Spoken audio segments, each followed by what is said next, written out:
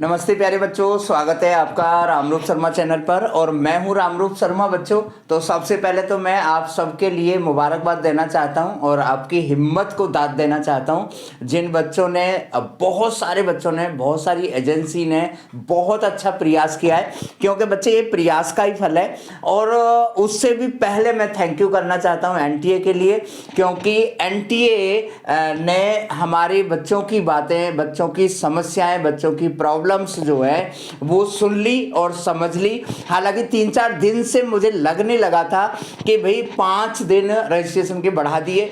जिनको इतनी जल्दी हो, जिनके पास टाइम ही ना हो, तो मुझे लगने लगा था कि कुछ ना कुछ अंदर हमारे लिए अच्छा पक रहा है। और फिर उसके बाद में 3 दिन की जो ये विंडो खोली, तो इसमें तो कमाल ही कर दिया। यानी कि थैंक्स टू एनटीए और या कहें धर्मेंद्र प्रधान जी के। लेकिन अब बच्चों ध्यान रखना है, हर चीज का अच्छाई और हर चीज की बुराई होती है। हर चीज में फायदा और हर चीज का नुकसान होता है। यानी कि हर सिक्के के 2 पहलू होते हैं। अब सबसे पहली बात तो यह है कि मुबारकबाद के बाद में आप आज या 1 दिन 2 दिन आराम कर सकते हैं, रेस्ट कर सकते हैं, रिलैक्स कर सकते हैं, अपने आप को रिफ्रेश कर सकते हैं। लेकिन अब जिम्मेदारी आपकी बढ़ गई है, क्योंकि अब जो भी कुछ होगा उसमें एनटीए के लिए कुछ भी कहना बिल्कुल ही नाजायज होगा। जो भी डेट है या जिस तरीके का भी टाइम टेबल है, भर भर के दिया एनटीए ने। हम तो इतना चाहते भी नहीं थे। हमें लग रहा था कि 20 दिन या 25 दिन हो जाएगा। हमें लग रहा था कि सेकंड अटेम्प्ट फर्स्ट अटेम्प्ट बन जाएगा। लेकिन भर के दिया है भाई एनटीए ने, कोई कमी नहीं छोड़ी है। अब जिम्मेदारी आपकी बन गई है, यानी कि आपके मर्जी के मुताबिक जो है ना सब कुछ हुआ है। हालांकि यहां पर मुझे थोड़ा सा अभी भी लग रहा है, हालांकि उसमें एनटीए का कोई दोष नहीं है, कि सीबीएसई बोर्ड की जो एग्जामिनेशन है वो फिर भी काफी है, लेकिन फिर भी बहुत टाइम उनके पास है। यहां पर बच्चों, क्योंकि अब आपकी जिम्मेदारी बन गई है और जिम्मेदारी को परफेक्टली अंजाम देने का जो काम है वो टाइम टेबल का होता है बच्चों, शेड्यूल का होता है बच्चों, प्लानिंग का होता है, हार्ड वर्क के साथ साथ में। हार्ड वर्क आपने काफी कुछ कर लिया है ना। बहुत सारे बच्चे अभी तक पूरी तरह से तैयार भी होंगे, या 99%, 90%, 80% तैयार होंगे। अब हमें बहुत अच्छा मौका मिल गया है कि जो 80% पे बच्चे थे वो 90 पे जा सकते हैं, जो 90 पे बच्चे थे वो 95 पे जा सकते हैं, जो 95 पर हैं वो 98 पर जा सकते हैं, 100 पर जा सकते हैं, और जो 75 पर हैं वो 85 या 80 पर जा सकते हैं। अब शेड्यूल, आप मेरा जो शेड्यूल है जो मैं आपको बताना चाहता हूं वो ध्यान से समझिए। हालांकि ये जो शेड्यूल है आपको थोड़ा बहुत अपने अकॉर्डिंग चेंज करना पड़ेगा, क्योंकि बहुत सारे स्टेट बोर्ड के एग्जाम थोड़ा जल्दी खत्म है। जैसे यूपी बोर्ड का जो एग्जाम है, वहां पर यूपी बोर्ड के जो स्टूडेंट हैं, है ना, वो फायदा उठा सकते हैं, क्योंकि यूपी बोर्ड में बाबा जी ने बहुत जल्दी एग्जाम खत्म कर दिया है। और बहुत जल्दी एग्जाम खत्म करने का फायदा जो होगा, अभी तो आपको बहुत हार्ड वर्किंग करनी पड़ रही होगी, लेकिन जो फायदा होगा, जो एग्जाम चल रहे हैं अभी भी, है ना, वो आपके जेईई मेंस और एडवांस में बहुत फायदा हो सकता है। तो इसको थोड़ा बहुत चेंज आप अपने स्टेट बोर्ड के अकॉर्डिंग या अपनी डेट शीट के अकॉर्डिंग कर सकते हैं। लेकिन मैं अपने अकॉर्डिंग जितना मेरा अनुभव है, जिसका आपको बेनिफिट होगा, वो बता रहा हूं। यहां पर देखिए, मैंने कैटेगरी के सारे स्टूडेंट्स को 3 कैटेगरी में डिवाइड यहां पर कर दिया है। पहली कैटेगरी बच्चों वो है जो बच्चे बोर्ड में अभी एवरेज या अबव एवरेज हैं। मेरी बात को ध्यान से समझिएगा। सब लोग अपने आप को मेजर अच्छे तरीके से कर सकते हैं और कर रहे होंगे।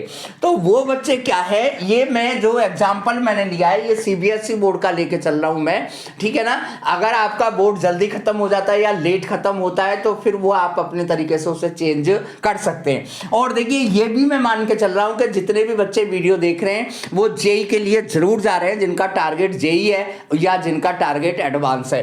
तो वो बच्चे, अगर आप सीबीएसई बोर्ड को मैं मान के चलूं, तो सीबीएसई बोर्ड का जो एग्जाम है वो मई और जून में है। यानी कि जो अप्रैल के हमारे ये दिन बचे हुए हैं, 25 दिन अभी बचे हुए हैं, उस अप्रैल के 25 दिन में आप 7 घंटे बोर्ड कर सकते हैं, क्योंकि मैंने आपको एवरेज के ग्रुप में रखा हुआ है, और 3 घंटे घंटे आप जेई पढ़ सकते हैं, ठीक है ना। आप नया भी पढ़ सकते हैं या आप रिवीजन भी कर सकते हैं, वो आपकी मर्जी है, आपके अकॉर्डिंग है।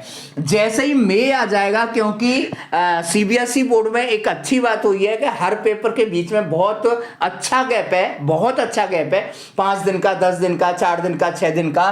तो वो मई में भी आप जो है बोर्ड और जेई कर सकते हैं। अगर आपका बोर्ड काफी वीक है, यानी कि आपने जेई की पहले काफी तैयारी कर चुके हैं, तो आप यहां पर इसको 1 घंटा भी कर सकते हैं, आप इसको 0 भी कर सकते हैं, ठीक है ना। सपोज करिए कि आपका एग्जाम 10 मई को है, तो आप 8 तारीख को बिल्कुल ना पढ़े जेई, 7 तारीख को बिल्कुल ना पढ़े जेई, या फिर जेई का वही पार्ट पढ़े उस सब्जेक्ट का जो सब्जेक्ट का पेपर आपका है। आप समझ गए होंगे। जून में भी फिर वही उसी तरीके का प्रोग्राम रहेगा, क्योंकि मई और जून दोनों में करीब 13 जून तक एग्जाम है, 11 जून तक एग्जाम है, तो वहां पर आप कर सकते हैं। और फिर आप पहले अटेम्प्ट के लिए 100% चले जाइए। और अगर, क्योंकि मैं आपको एवरेज मान के चल रहा हूं, तो यहां पर जो आपकी परफॉर्मेंस है थोड़ी सी कम रह सकती है। डरे या घबराएं बिल्कुल भी नहीं। सेकंड अटेम्प्ट में आप 100% दे दें और फिर ट्राई करें कि आप एडवांस का भी एग्जाम दे पाए। दूसरी जो कैटेगरी है बच्चों,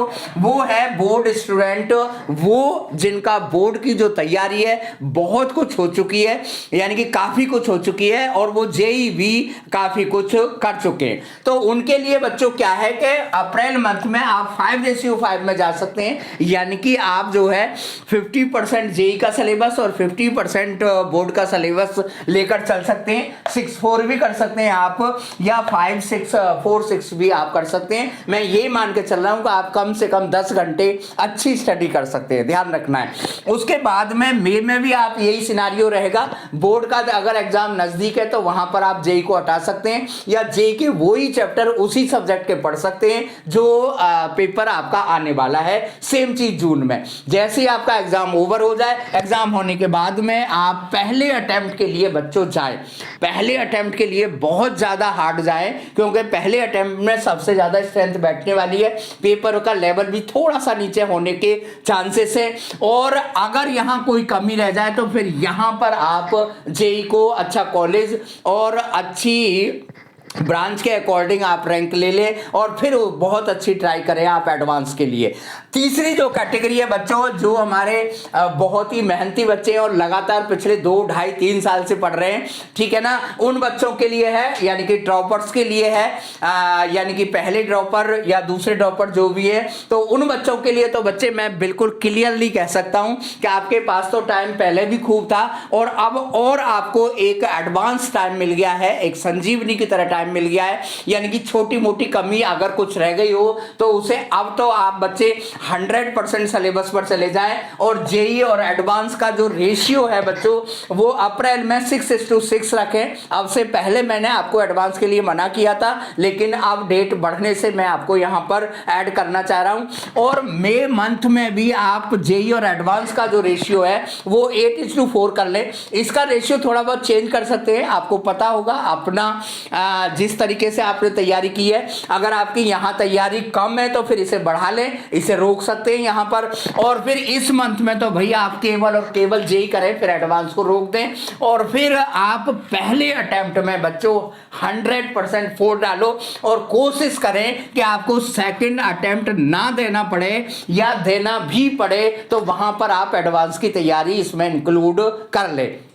एडवांस और जेई का पेपर बिल्कुल डिफरेंट होता है, इस बात को अच्छी तरीके से जान लें। मैंने बहुत सारी वीडियोस सिलेबस के अकॉर्डिंग डाली हुई है। और भाई आईआईटी को आप यहां पर फोड़ डालें, डन कर दें, यानी कि अपनी मर्जी का कॉलेज और अपनी मर्जी की ब्रांच आप ले पाए। तो ये मैंने 3 कैटेगरी में बांटा है बच्चों, और आपको अच्छा लगा होगा ये, और आप अपने अकॉर्डिंग इसमें चेंज कर सकते हैं, क्योंकि कभी क्या होता है कि हमें फिजिक्स की कम जरूरत है, केमिस्ट्री की ज्यादा जरूरत है। कुछ बच्चे ऐसे होते हैं जिन्हें मैथमेटिक्स ज्यादा कर लिया है, केमिस्ट्री कम रह गई है, तो वो केमिस्ट्री को ज्यादा इंक्लूड करें। कुछ बच्चे ऐसे होते हैं जिनका मैथ बहुत अच्छा हो चुका है लेकिन केमिस्ट्री कम रह गई है, बिना केमिस्ट्री के काम नहीं चलेगा बच्चों, ये ध्यान रख लेना है।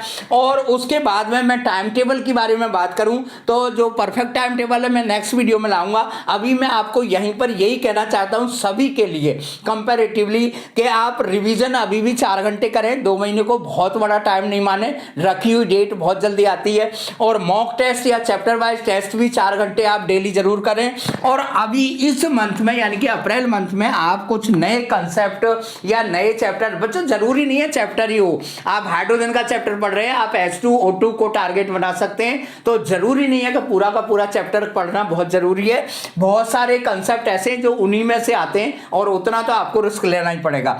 सेम चीज आप मई में भी कर सकते हैं, सेम चीज आप मई में भी कर सकते हैं। अगर आपकी स्ट्रेंथ या आपको थोड़ा सा लग रहा है कि मुझे और ज्यादा रिवीजन ज्यादा करना चाहिए तो इसे आप कम कर सकते हैं। और यहां पर आपको केवल रिवीजन और मॉक टेस्ट पर जाना होगा। यहां पर आपको फिर जो आपके 20-22 दिन यहां पर बचे वहां पर आपको नए कंसेप्ट को छोड़ना पड़ेगा।